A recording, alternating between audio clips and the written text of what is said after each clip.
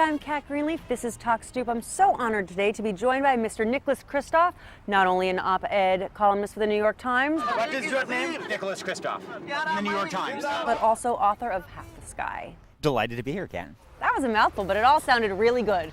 Well, yeah, I like that. I like the mention of Half the Sky. At the Times, you are the issues guy. You're the guy who's beating the drum about things that people maybe don't want to talk so much about, right? We have child trafficking, Darfur, a lot of stuff that's tough. I try to get people to spill their coffee in the morning. I mean, that's really my aim. There was a suicide bombing just as we arrived, so now we're going to go over to the bomb site and see what we see. Why is it so hard to get people here in America to care about what's going on around the world? I think that everybody tends to have a little more built-in empathy for people who are kind of like them. And so I think that if Darfuris were white, I think we would have responded much earlier. It was Nick that sounded the clarion call that there was a genocide unfolding in a place called Darfur.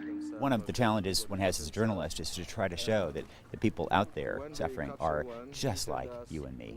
Let's take Darfur as an example. Besides giving money, as a lot of people do, what can people do?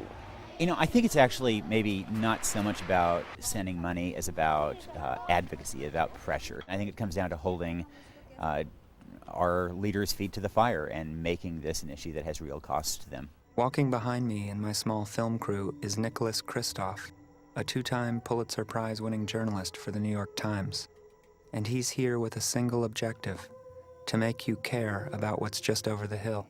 I know you've come under some criticism for paying attention to things that aren't taking place in our backyard when we have tons of problems in this country. They're right that we have to jump up and down about things happening here, and I probably should do more about that. We just arrived at Bindik village where the villagers shot some Janjaweed who attacked last night. If you think about history, I mean, obviously nobody thinks that because we had real problems with racism, with poverty at home, that we should have ignored the Holocaust, or that Britain in the 1780s, because there were tremendous inequities there, that they should have ignored slavery. Do you ever feel like you're putting your job or this need you have to address issues of the world ahead of your family? I worry about that. I mean, I'd be lying if I said there weren't trade-offs. I spend less time with my kids than I would like, and they think it's important what I'm doing. They believe in it. They think these are important causes, but they also want me to be there at soccer games. Your latest book is Half the Sky.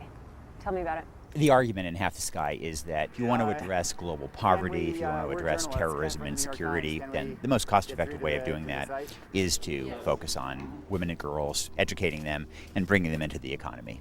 So you're working with CARE International to help promote the book and the issue. CARE has found, as a lot of aid groups have found, that, again, if you want to fight poverty, then the way that works is to focus on women and girls. Why? Men spend money really badly. And no, that's true. That's just a total fact. I know that's true. You know, that's because men control the purse strings and they're spending money on alcohol, tobacco, prostitution. So one way of getting money spent on children instead is to give women more control over the purse strings and more power to generate income through education, for example. Women are better. I'm not sure I'd go that far. Oh, whoops, did I just say that? It's my stoop, I can say whatever I want. Thank you for being on Talk Stoop. Onward.